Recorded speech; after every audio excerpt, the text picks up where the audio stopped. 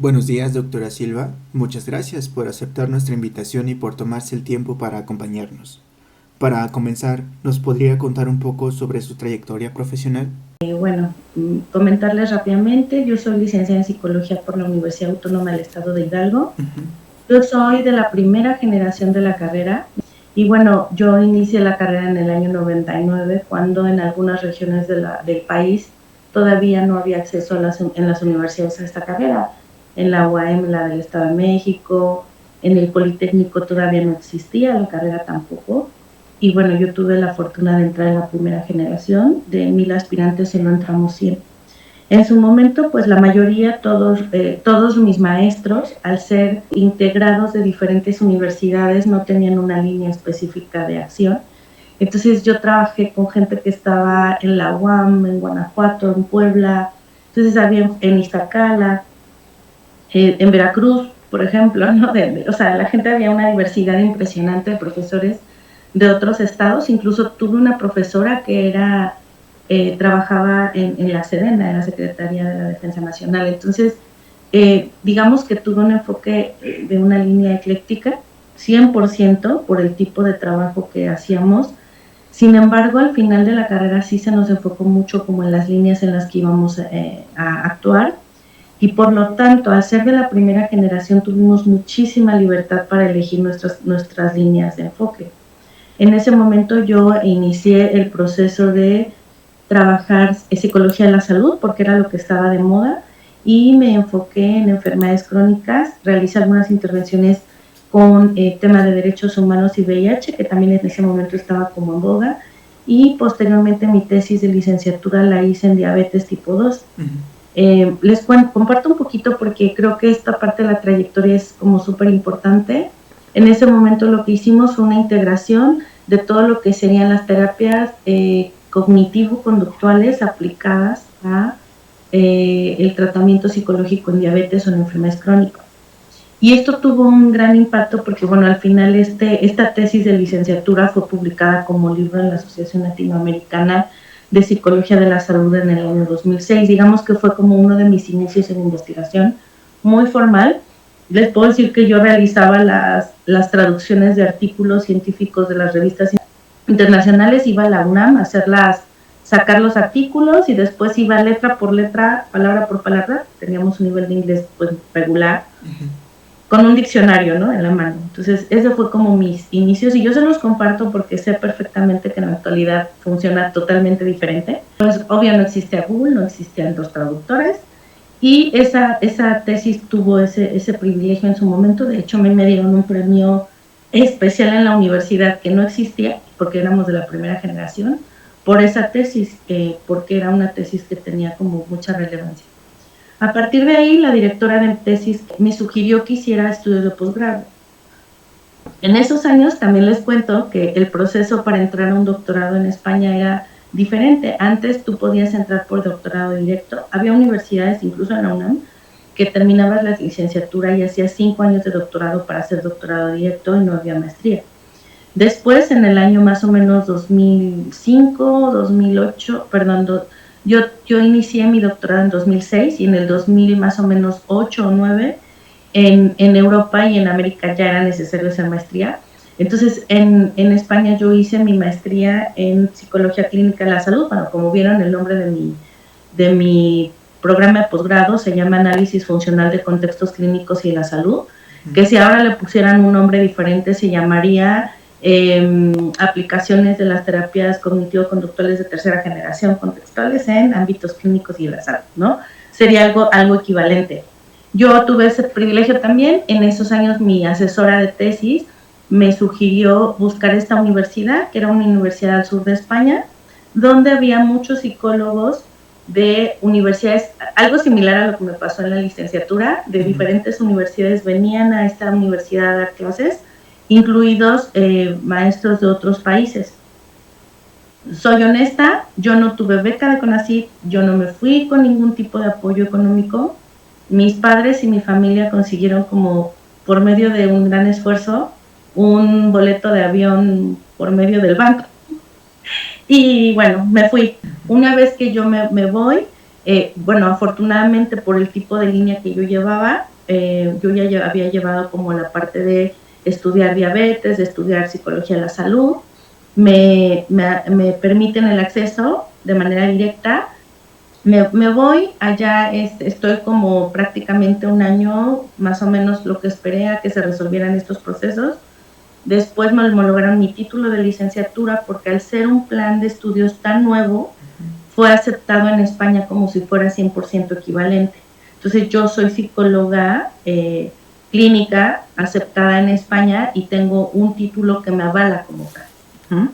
Lo mismo tuve que hacer de regreso a México. En ese proceso de haber estudiado el doctorado, tuve profesores de muchas universidades de España y de profesores de Europa o de Estados Unidos. De hecho, yo fui alumna de Carmen Luciano Soriano. Ella tiene este libro que les voy a compartir porque como vi que todo era de arte, me traje el libro de Carmen Luciano y de Stephen Hayes, que ella fue mi maestra, ¿no?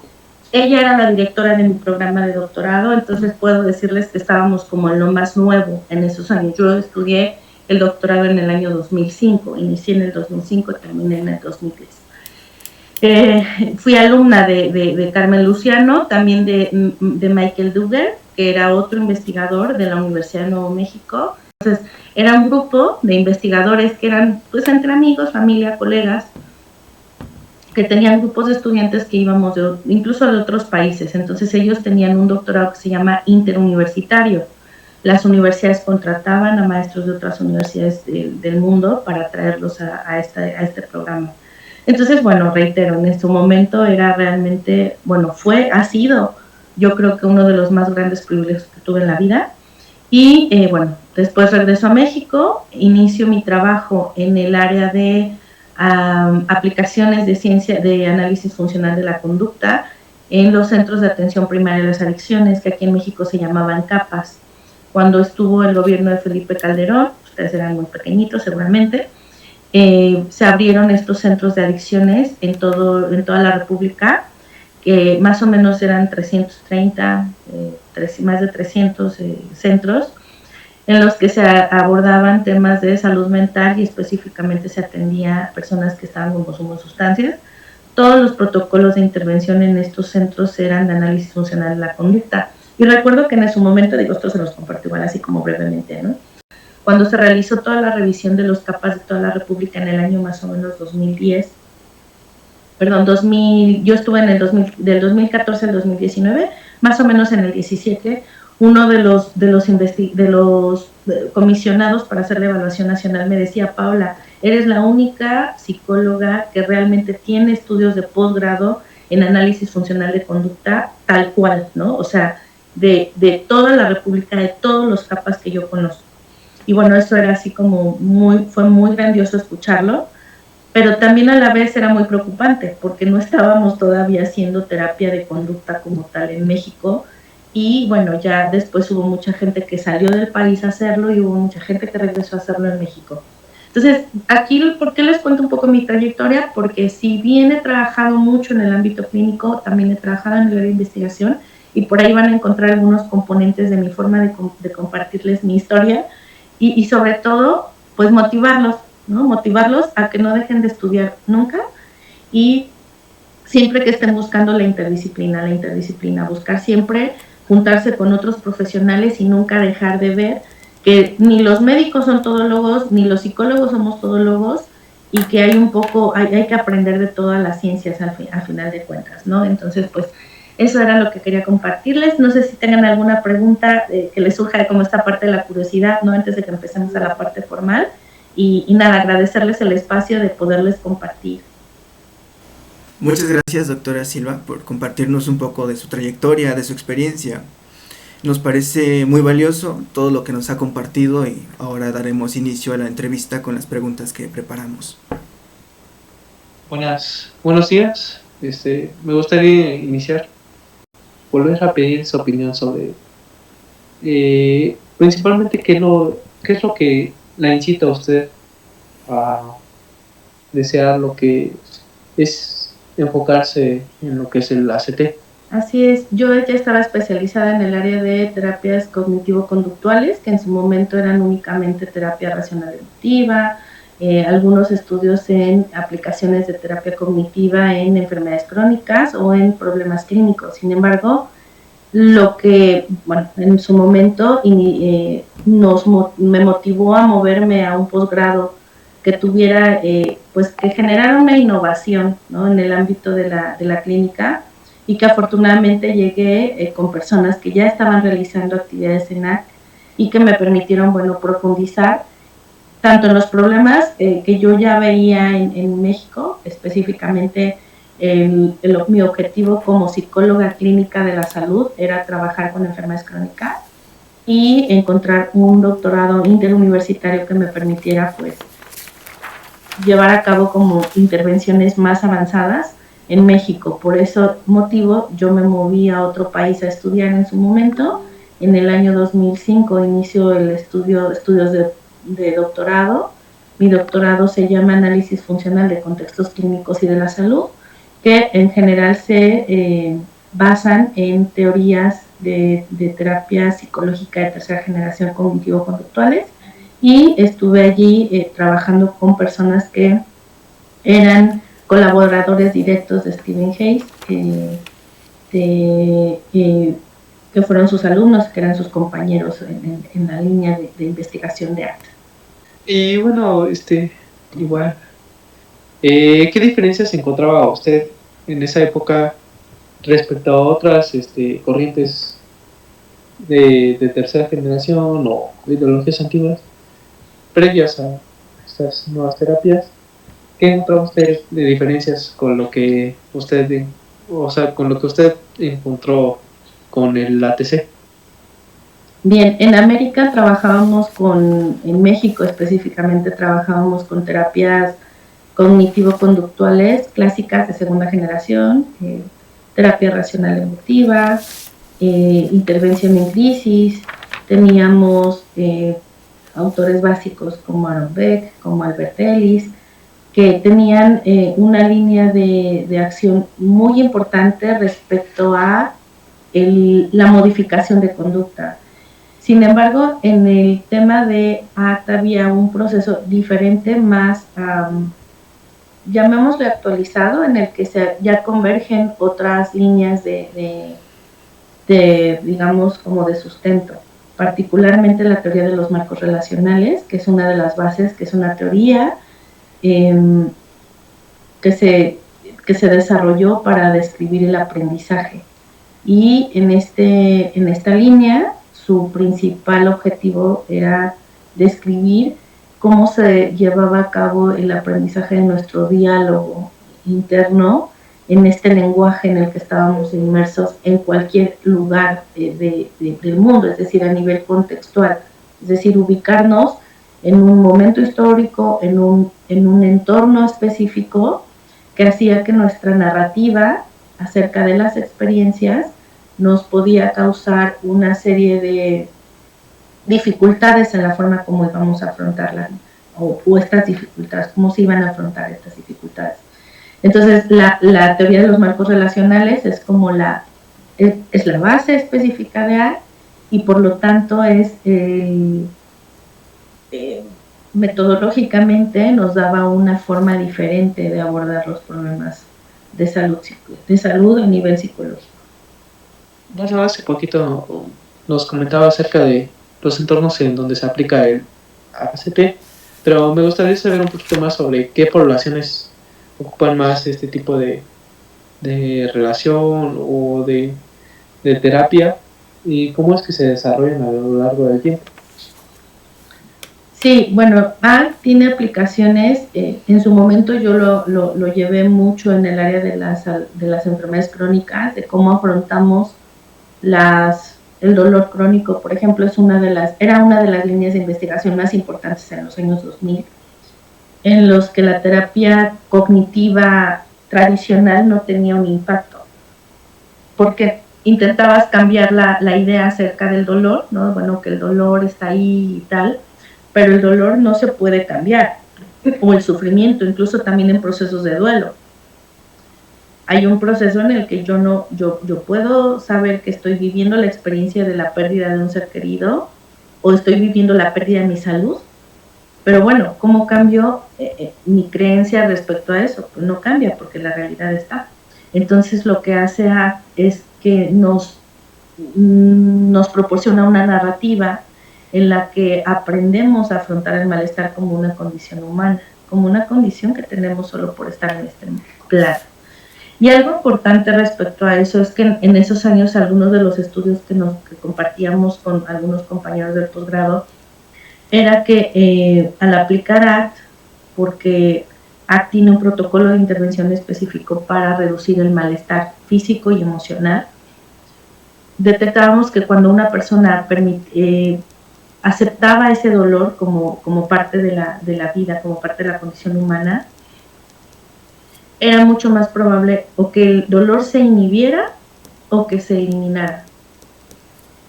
Y en el caso de personas que era como cambiar la creencia acerca del dolor, o personas en las que el proceso de intervención no se basaba en nada, el dolor no solamente no se iba, sino que podía aumentar por el nivel de resistencia. Y aquí hay algo importante que tiene que ver con esta forma de afrontar el sufrimiento o las situaciones difíciles de la vida, que tiene que ver con que estamos inmersos en un ambiente, un contexto en el que se nos dice que tenemos que evitar el malestar, que no tenemos que sufrir, que no tenemos que sentirnos mal. Yo debería no estar triste, yo debería afrontarlo bien.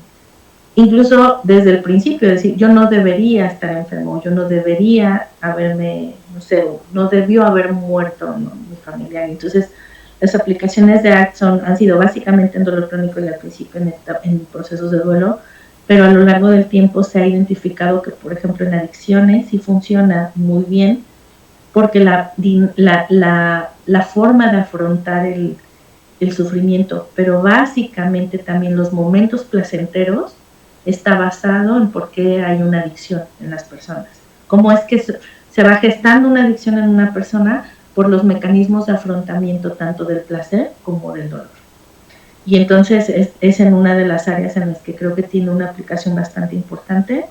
Y en depresión y ansiedad también, que bueno, ahí yo soy un poco cautelosa porque sabemos que la base de otros trastornos psicológicos como son ansiedad y depresión, esta base la tienen los demás trastornos, ¿no? El trastorno límite de la personalidad, el trastorno obsesivo compulsivo, que tiene un componente ansioso muy, muy importante. En el trastorno, en el caso de los trastornos de conducta adictiva, incluso en los procesos de duelo, ¿no? Que es donde hay mayores aplicaciones, duelo, adicciones.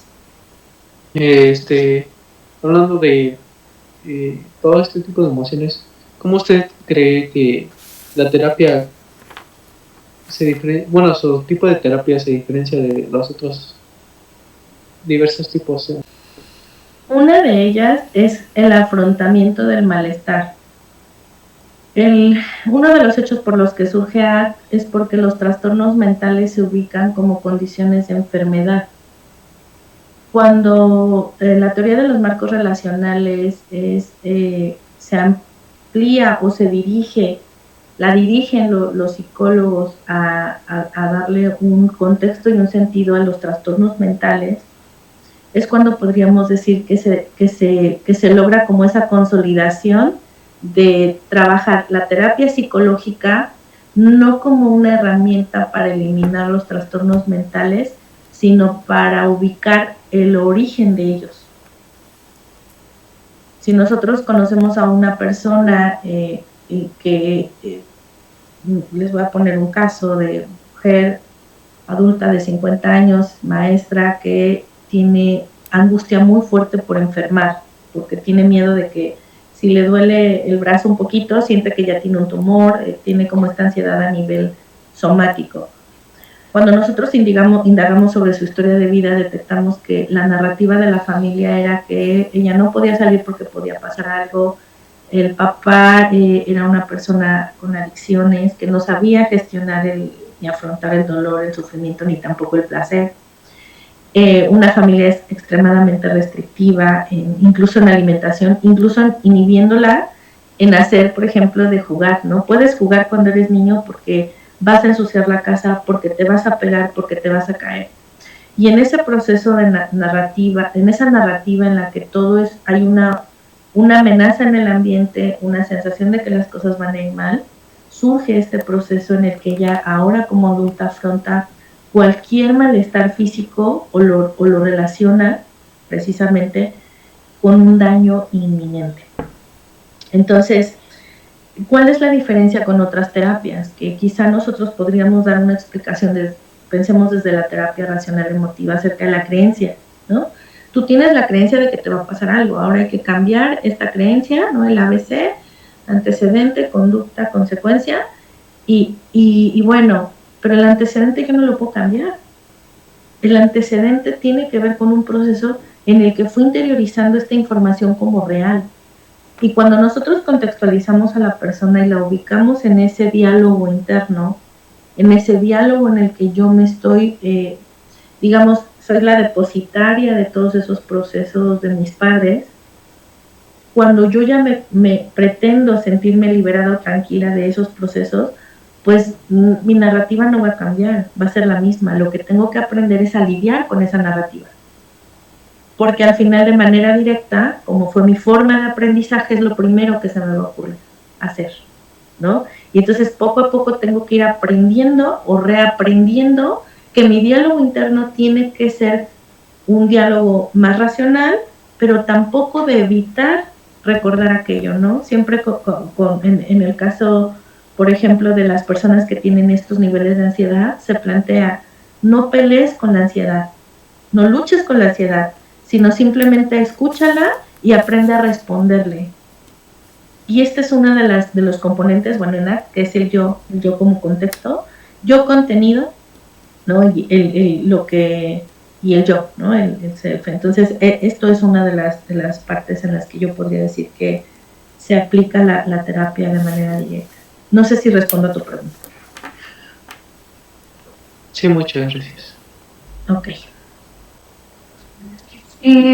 ¿Podría explicarnos brevemente los 6 procesos centrales de ACT y por qué son importantes en la práctica de la clínica? Ok, les voy a enumerar los 6. El primero es la aceptación, que bueno, ya también ahora hay una variable que se llama aceptación radical, que esa también habrá que revisarla, ¿no? Pero es la primera. La difusión cognitiva, se las voy a compartir como en un listado: el contacto con el momento presente, los valores, el compromiso y el yo como contexto. Importante. La aceptación, este proceso de aceptación,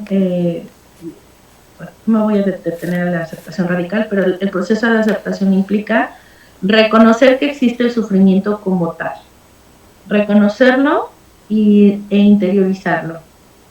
Es decir, saber que existe, que va a estar ahí y que probablemente no lo voy a poder cambiar. El segundo es la difusión cognitiva, en el que sí, esta es la parte básica de lo que la teoría de los marcos relacionales nos explica, que es la capacidad que tengo de que en mi narrativa yo pueda dividir este yo, llamémosle, que me habla racionalmente, que es el que acepta amorosamente, el que es compasivo, que acepta esta realidad, y el yo contextual o el yo que podríamos decir no sano, ¿no? Yo en la clínica digo el yo no sano o el sano. El yo sano es un yo más equilibrado, más capaz de lidiar con los problemas de la vida cotidiana. Y el yo, que es el yo que se construyó en mi lenguaje, en mi narrativa, que era el que está triste, el catastrófico, o incluso el que dice que no debería yo sufrir. Eso es la difusión cognitiva, ser capaz de ubicarme en ubicar una toma de perspectiva, ser introspectivo respecto a mis propios procesos privados, así se llaman. Los procesos privados son mis pensamientos, mis emociones y mis conductas. ¿De acuerdo? Y tener muy en cuenta, que este es otro término, las contingencias, todas las cosas que están pasando a mi alrededor, ¿no? La difusión cognitiva es la capacidad que yo tengo de separarme de esta condición.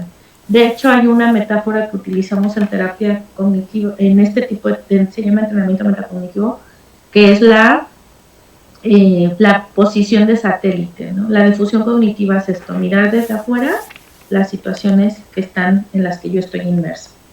La tercera es el contacto con el momento presente, que es lo que en términos, llamémosle como este anglicismo, el mindfulness nos invita a hacer, que es mantener nuestra atención y nuestro enfoque en este momento sin ir fluctuando en lo que pasó antes y en lo que va a pasar después. Y esto va a reducir mucho que mi narrativa se convierta en una narrativa catastrófica o en una narrativa que sea de evitación. Después tenemos los valores, que es encontrar aquellas cosas que nosotros encontramos significativas en nuestra vida, cosas a las que podemos dirigir nuestra forma de vivir,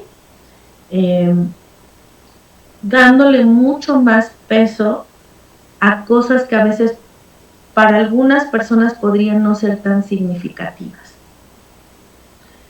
En este proceso de ACT, una de los componentes básicos son los valores, y son muy subjetivos. O sea, puede ser que para mí lo más importante sea tener mi casa bonita o mi jardín bonito, y para otra persona no.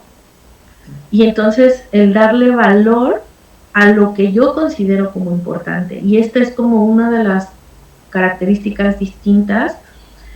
Por ejemplo, aquellas, no sé, se me ocurre como estas pirámides en las que se plantean mucho la realización personal, los logros, el éxito, ¿no? En estas teorías que se basan mucho más en las áreas organizacionales. Y en el caso de ACT, nosotros regresamos a cosas básicas de nuestra vida cotidiana, cosas que nos hacen tener contacto con nosotros mismos y con la naturaleza o con la vida misma, a veces el amor a los hijos, incluso el trabajo, ¿no? Desde qué lugar también, y no los éxitos o tal. Y luego tenemos el compromiso.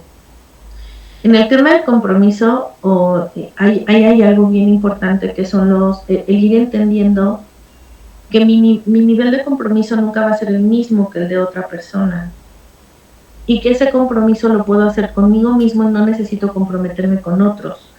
En este tipo de terapia, la diferencia es que el compromiso es básico. Primero, acepto lo que está pasando, pero me comprometo para continuar hacia mis valores, ¿no? Entonces, esta es como la base teórica de ACT a nivel filosófico. Nos da el enfoque en la terapia. Y después tenemos lo que sería el yo como contexto, que ya les describía yo previamente acerca de ubicarme en una línea del tiempo, en un ambiente geográfico, en una cultura que me permita, y en un proceso social de interacción, que me permita pues también tener una autocrítica, un análisis, ¿no? Un poco más profundo de por qué soy como soy.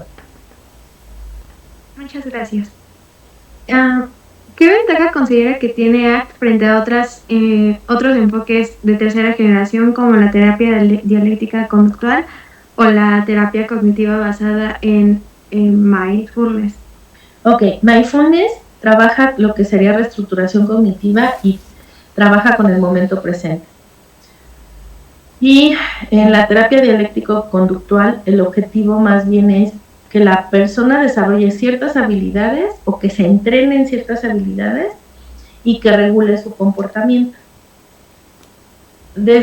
Viéndolo desde una perspectiva profunda, podríamos decir que tiene una aplicabilidad en la vida cotidiana, y les puedo decir que es súper eficaz, ¿no? El que las personas no estén fluctuando en el tiempo a nivel mental, como era antes, como va a ser el futuro, en el caso de mindfulness, y en el caso de terapia dialéctica nos permite formas de afrontamiento muy funcionales porque es muy eficaz, ¿no? Que las personas afronten problemas de manera como inmediata y que sepan cómo actuar. Sin embargo, en ACT, en terapia de aceptación y compromiso, la diferencia es que le damos un sentido y un enfoque y un significado a eso, a todo eso, y hay una flexibilidad cognitiva importante. La flexibilidad cognitiva no es mi capacidad de, por ejemplo, resolver problemas en mi trabajo. Sí, eso es parte de, pero mi flexibilidad cognitiva es también cómo regulo o cómo me relaciono con mis afectos, con mis formas de afrontamiento, con aquellas cosas a las que voy a dirigir mi conducta y que le den significado a mi vida. Gracias. ¿Y qué considera que la puede integrarse con enfoques no conductuales como el sistemático o humanista? Y si sí, ¿por qué? Bueno, sí, la terapia sistémica, la humanista, lo que les puedo decir es que al final las terapias cognitivo-conductuales, aunque tienen sus bases filosóficas, sus bases psicológicas, ¿no?, respecto al aprendizaje, a las leyes del aprendizaje, las terapias sistémicas y humanistas comparten como las bases a nivel filosófico. Entonces, esta parte en la que vernos como, en el caso de la sistémica, vernos como un sistema en el que estamos funcionando de manera integrada con otros, hay interacciones sociales, es una de las formas que tiene ACT de ver también al ser humano, ¿no? En realidad, lo que yo les podría decir es que son formas que son formas de mirar o de analizar las situaciones, desde qué mirada lo estoy interpretando, que son muy similares, tal vez con diferente nombre, y no son incompatibles, son compatibles porque si bien cuando tú aplicas ACT no vas llevas un protocolo específico de intervención, no vas a meter componentes de otro tipo de terapias, sí es importante reconocer que se integran a este tipo de terapias, ¿no? El enfoque, por ejemplo, humanista tiene mucho que ver con el tema del sufrimiento. Y entonces la forma de ver el sufrimiento de ACT es muy similar al que lo tienen los humanistas. De hecho, sus bases son las mismas, que es una condición humana y está basada en la filosofía histórica. Entonces, esto es importante porque para poder aplicar ACT, sí es importante que conozcamos los otros enfoques, aunque la metodología ya es mucho más específica, ¿no? Pero al final es integradora. Y en este caso, ¿qué tipo de dificultades emocionales o situaciones virtuales suelen responder mejor al trabajo con el ACT? Les comentaba adicciones, que es uno de los, bueno, es en el área en la que yo trabajo particularmente, en el tratamiento del trastorno por estrés postraumático. En el caso de depresión, ansiedad y trastornos de conducta alimentaria, así como en el dolor crónico y en el cáncer. Las aplicaciones, de hecho, hay muchísimas investigaciones en todas estas líneas que son altamente eficaces. Y con todo esto, ¿cómo adapta esas estrategias del ACT cuando trabaja con adolescentes o con personas que tienen enfermedades crónicas? Ok, de hecho ya existen adaptaciones específicas con protocolos de intervención de ACT en niños y adolescentes y en personas con enfermedades crónicas. Reitero, parte de las investigaciones que se hacían hace muchos años estaban enfocadas en ello. Y aquí el componente respecto a enfermedades crónicas y trastornos mentales es que en el caso de enfermedades crónicas podemos hablar de una manera más, ¿cómo les podría decir? Más abierta. En el caso de los trastornos mentales hay que cuidar mucho precisamente nuestro lenguaje para ir acompañando a la persona en esta nueva narrativa, ¿no? Y es como muy cuidado en ese sentido. La narrativa, irla dirigiendo hacia que el trastorno mental no solo no se habla mucho de lo que se llama, es el efecto iatrogénico, que es que este proceso no se perpetúe y tampoco se refuerce. Y en el caso de las enfermedades crónicas, les puedo decir que el trabajo con ACT es mucho más sencillo. Hay un proceso de aceptación complejo, pero mucho más sencillo, porque las personas pueden entender de una manera más, tienen esta capacidad de toma de perspectiva y tienen esta introspección mucho más clara cuando hay una enfermedad, o una enfermedad crónica, ¿no? Y en el caso de los trastornos mentales graves, la capacidad de introspección y toma de perspectiva es difícil. Entonces, ACT tiene una base ahí, ¿no? Entonces, si tú sabes hacer terapia de aceptación y compromiso, lo primero que tienes que medir es cómo está la toma de perspectiva y la introspección de la persona. Si esas dos cuestiones están complicadas, entonces vamos a tener que empezar desde eso, ¿no? Desde que esa persona empiece a verse a sí misma de una manera un poco más objetiva. Y en el caso de las enfermedades crónicas, o el dolor crónico, es mucho más fácil porque esa perspectiva puede ser que sí exista. Y en el caso de los adolescentes, justo una de las cosas que se está desarrollando en esa etapa es la capacidad de introspección y de toma de perspectiva. Entonces, puedo decir como para cada área tiene una aplicabilidad, yo le diría como en diferentes momentos, ¿no? Del proceso de intervención. No sé si esto aclara un poco, ¿no? Ok, entonces con ello diría que hay poblaciones o contextos en los que ha encontrado que la requiere mayores ajustes para ser efectiva. Efectivamente. Yo reitero que creo que es más con los trastornos mentales, no tanto con los adolescentes ni con las enfermedades crónicas. Y mi experiencia clínica me lo dice. Bueno, yo eso es lo que... Y bueno, la verdad es que no he leído un artículo respecto a eso. Eso yo... Ok, entonces en este caso, ¿qué técnicas o ejercicios utiliza con más frecuencia en sus sesiones y por qué le resultan útiles? Ok, de ACT específicamente lo que sería el manejo del malestar como condición humana, porque vivimos en una cultura en la que es muy reforzante no tener malestar, ¿no? O sea, si estás flaquito, pues, perdón, muy gordito, pues hay manera de verte más flaquito. Si estás con un dolor de estómago, pues hay manera de usar una pastilla para que se te quite el dolor de estómago.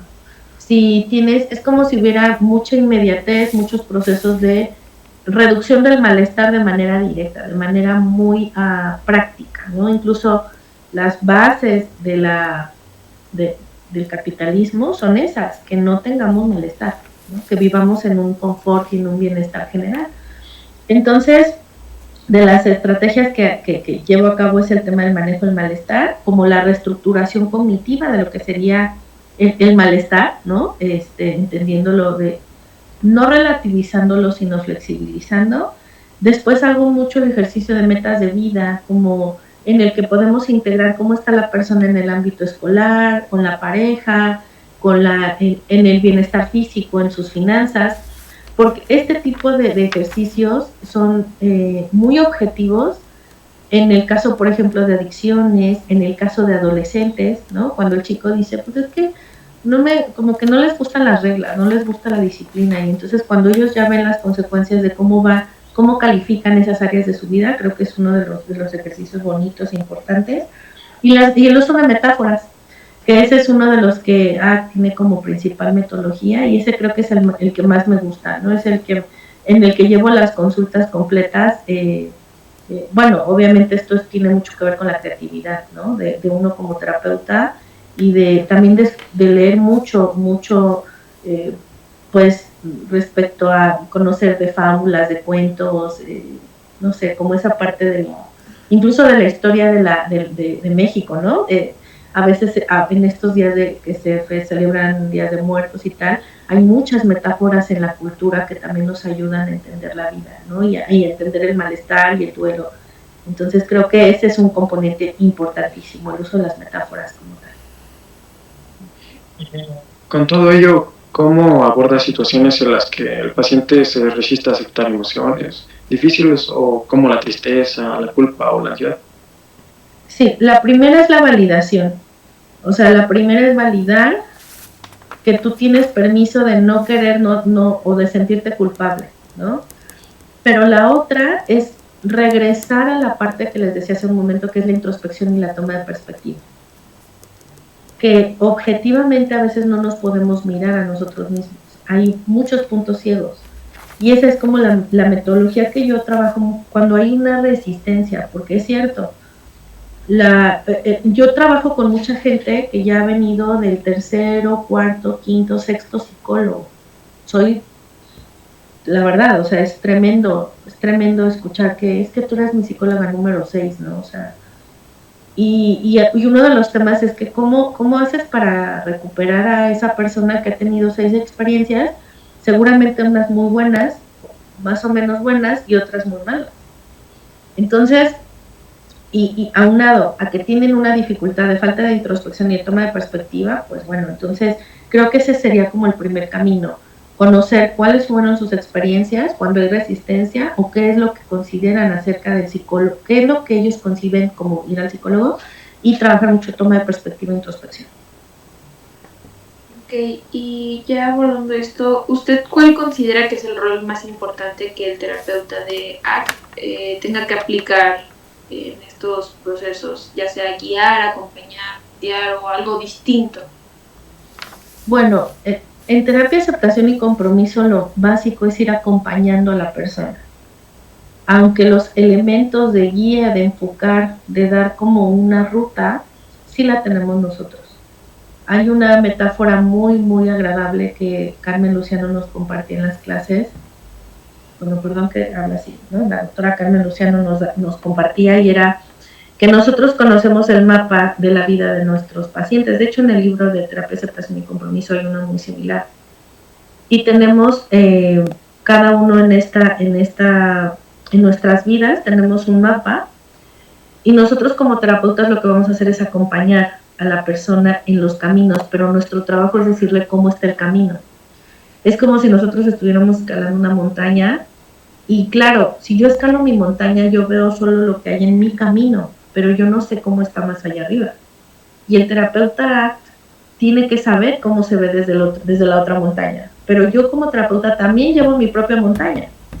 Entonces, el terapeuta puede ver, tiene esa toma de perspectiva diferente.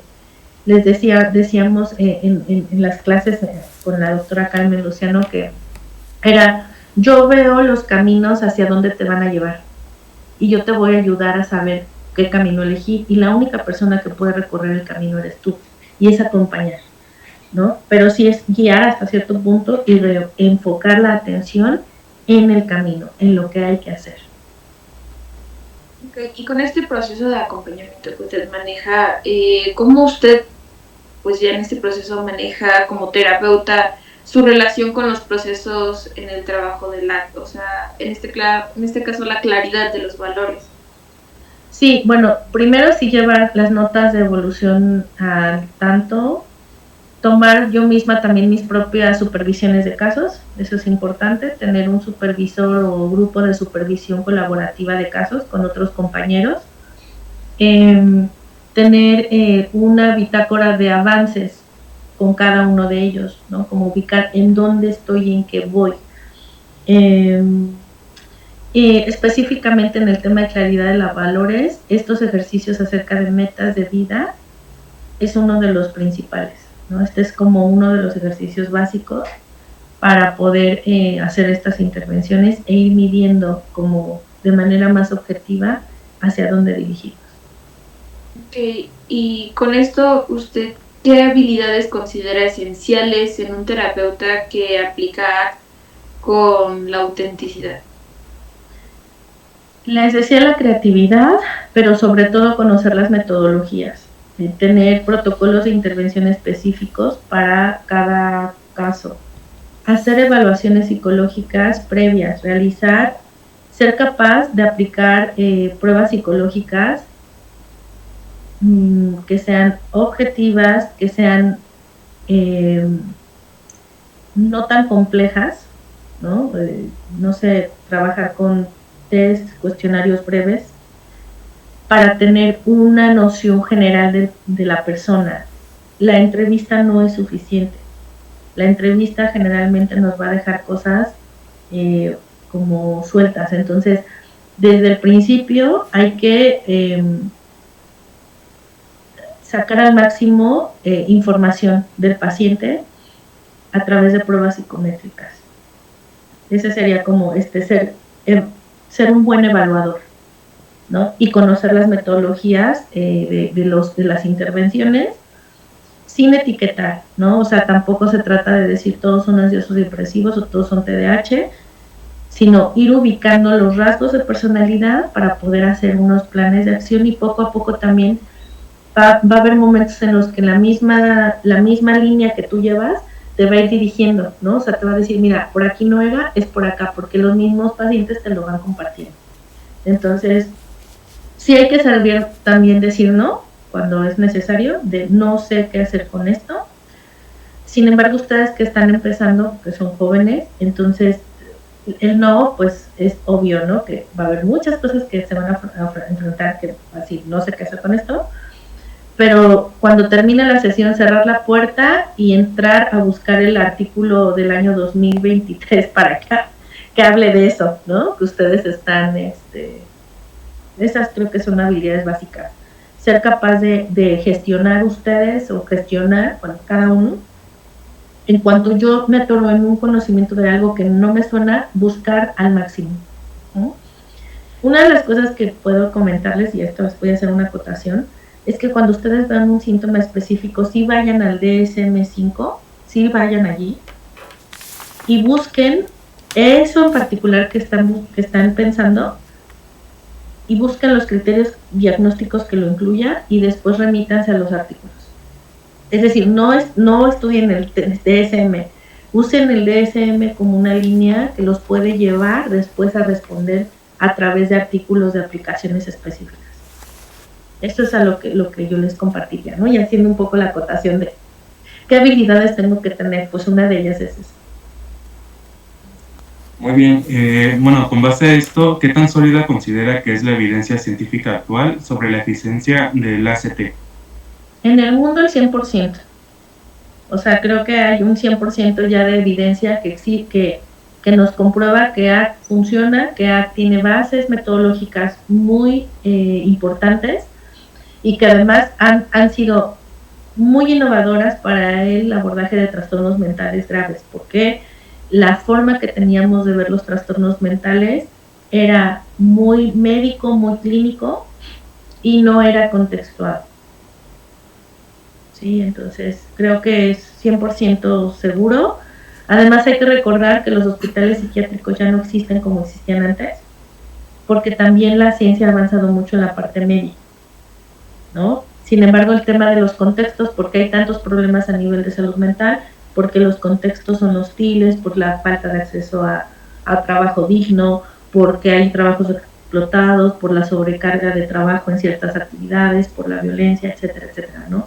Creo que ese es 100% válido el trabajo con ACT, aunque, claro, pues sí no sirve la terapia, pero si lo otro no mejora, pues ACT va a seguir siendo nuestro principal forma de intervención. Y con base a lo que comentó, ¿existen áreas o trastornos en los que cree que aún faltan más investigaciones sobre el ACT o especialmente en contextos latinoamericanos? Pues realmente no estoy tan empapado, tan de conocimiento en América Latina. Lo que les puedo compartir es que de todo lo que yo escucho de mis compañeros o de psicólogos mexicanos, a menos de que estén en un ámbito académico muy elevado, realmente hay investigación, pero todavía sí creo que hay poca en América y en México especialmente. Esto tiene mucho que ver con las universidades y sí, hay una deficiencia, yo diría que en todas las áreas.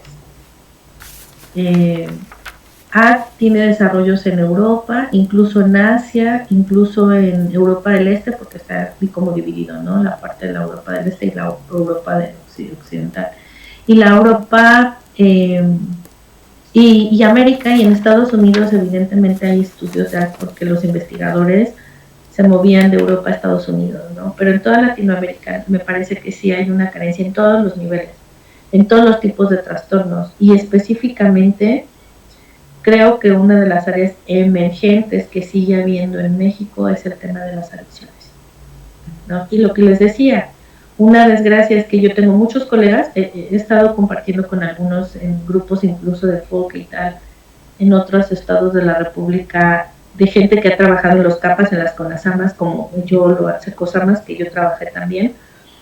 Y algo que encuentro es que sí hay mucho conocimiento acerca de drogas, acerca de los efectos, pero la intervención psicológica como tal, que los terapeutas realmente apliquemos y que además haya todo un impacto a nivel comunitario, todavía lo veo muy poco activo, ¿no?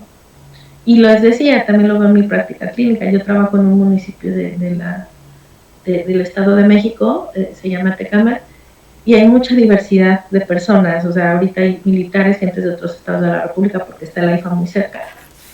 Y en general, conozco gente que ha estado en consulta en línea en tal lugar o en tal lugar, en la ciudad, en Pachuca, y en general los abordajes no son por medio de terapias de tercera generación, o sí, pero ¿cómo les llamaría? Que no puro, ¿no? No puro como yo se los puedo estar contando el día de hoy, ¿no? Que sea puramente, y además conociendo la metodología y aplicando los protocolos, no, ¿no? En Colima hay gente que lo está haciendo, en Veracruz hay gente que lo está haciendo, en la Ciudad de México hay gente que lo está haciendo, pero igual así somos como muy aislados. Y con base a esto, ¿cómo usted responde a quienes piensan que el ACT es más filosófico que científico? Pues yo les voy a decir 50-50, es la mitad y la mitad. O sea, es filosofía y es ciencia, pero cada cosa tiene su 100%. O sea, el 50 es el 100% científico y su 50 es 100% filosófico, porque está basada en el estoicismo.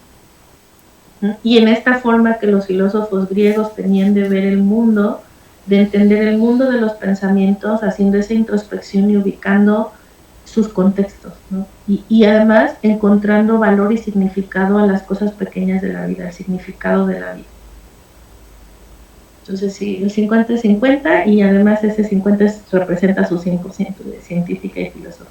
Muy bien. ¿Ha participado usted en investigaciones o proyectos relacionados con ACT? Y si es así, ¿podría por favor contarnos brevemente uno, por favor? Sí, bueno, estuvimos trabajando en el de autorregulación en España con los compañeros del doctorado. Estuvimos con trabajo de apoyo a padres de niños con autismo también, y en el de terapia de aceptación y compromiso aplicado a diabetes.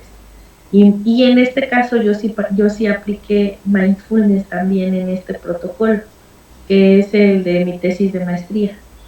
Trabajamos lo que es el proceso de discriminación de glucosa en sangre, que significa que la persona sea capaz de saber exactamente el nivel de glucosa que tenía en el momento en el que nosotros se la tomábamos. Y llevamos el protocolo de intervención de mindfulness, además de terapia, aceptación y compromiso, con cada uno de los pacientes, y ubicábamos que con solo mindfulness había una efectividad mayor al 70%, y con terapia, aceptación y compromiso solo había ya había un porcentaje de error del 90 a 95, del 5% al 10%. Era impresionante, ¿no? Entonces, sí, aquí sí nos funcionaba mucho mindfulness y terapia, aceptación y compromiso para poder manejar mucho el malestar del día o de la semana. Sí, y esa fue mi tesis de maestría en España. Muchas gracias. Respecto al contexto cultural y más que nada enfocado a esta perspectiva mexicana, ¿cree que los valores colectivos propios de la cultura mexicana, como vendrían siendo la familia, la comunidad o la espiritualidad, pueden facilitar o complicar el trabajo con los valores en la terapia de aceptación y compromiso? Bueno, sí, hay una crítica que se ha hecho al tema del proceso de los valores familiaristas, que tiene que ver con que los valores de la familia se ponen por encima de los valores individuales, y eso sí puede generar a nivel contextual un nivel de malestar. Aunque también tiene su costo-beneficio, es decir, estos valores familiaristas hacen que vivamos en un colectivo muy familiar, muy de yo te apoyo, te rescato, te ayudo, y este tema de la individualidad no es tan común como en el caso de los países, no sé, Estados Unidos, ¿no? Les pongo el ejemplo de las adicciones. Quizá en Estados Unidos podemos ver una persona que se está ahí en una crisis de uso de fentanilo y dices, bueno, es su libertad, es su persona, es su decisión, su libre albedrío, y tal vez no haces nada, ¿no? O haces poco. Y en el caso de los valores familiaristas en México, bueno, pues hay que internarlo, llamamos al chamán, al brujo, al sacerdote, al padrino, y entonces hay toda una red, ¿no?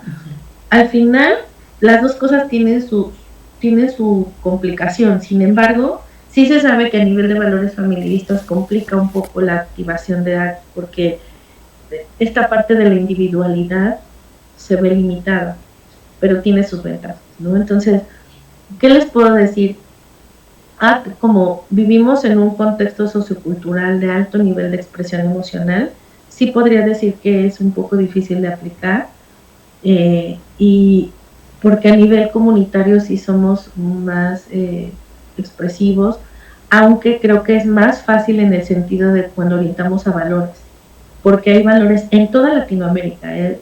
Digo, yo viví en Argentina 3 años, viví en España 5 años, viví con mucha diversidad de personas, no porque la gente en España no tenga valores, sino porque los procesos sociales en los que estamos inmersos socialmente, tenemos como una cultura de comunidad, de solidaridad, ¿no? Lo vemos en los desastres naturales, de un enfoque y un significado y una entrega impresionante, ¿no? Y esto es parte de nuestra cultura. Digo, en los países europeos también hay una solidaridad, un afecto, pero es distinto, tiene un componente diferente a nivel emocional, ¿no? Muy vinculante. En México creo que es muy vinculante, y eso sí tiene, ¿cómo les diría? Sí genera ciertas dificultades, aunque al final también tiene sus ventajas. Es muy interesante lo que nos comenta. ¿Han notado diferencias en cómo personas de distintos contextos socioeconómicos o regiones en México pueden responder a la ACT? Bueno, como les decía, ya he trabajado con personas de diversos, incluso tengo algunos, trabajo en línea, entonces tengo algunos consultantes en Puebla, en Veracruz, en Guanajuato, en Canadá, en Baja California, en Estados Unidos.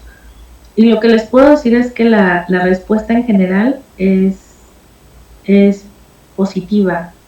No veo diferencias en la forma de afrontar este tipo de terapia. De hecho, creo que esto es lo que para mí ha sido más revelador cuando estudié el doctorado en España, que la aplicabilidad es universal.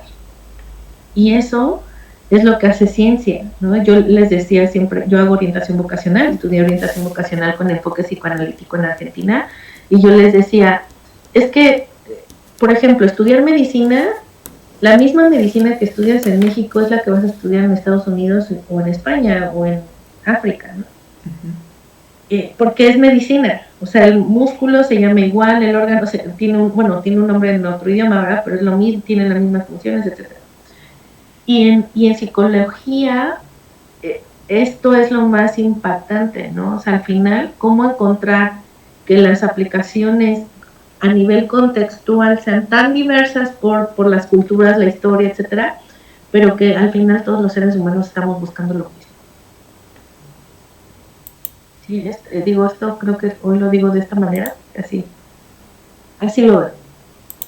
Muchas gracias. Siguiendo con esta línea del contexto cultural y la perspectiva mexicana, ¿cómo ve el futuro de las terapias contextuales en el sistema público de salud en México?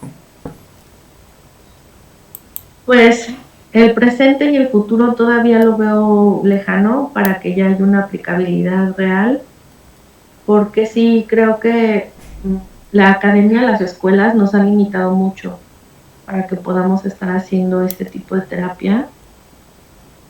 Sin ir más lejos, ¿no? Conocí hace poco un programa de estudios de psicología de posgrado que lo crearon hace poquitos años y están trabajando con las bases de psicología de la salud de hace 20 años, cuando hice la licenciatura. Entonces, digo, no son todas las universidades, pero hay un elitismo importante en la academia. Entonces, mientras no se ataque eso, y esto no lo digo yo, lo dice mucha gente, mientras no se acabe eso, no va a haber manera que el sistema tanto de salud como a nivel escolar, que los profesionales salgan, ojo, claro, con la licenciatura no es suficiente, que en el posgrado haya posgrados de terapia cognitiva contextual y específicamente con gente que se ha formado de manera directa, ¿no? En el caso yo, por ejemplo, la doctora Carmen Luciano fue alumna de Skinner.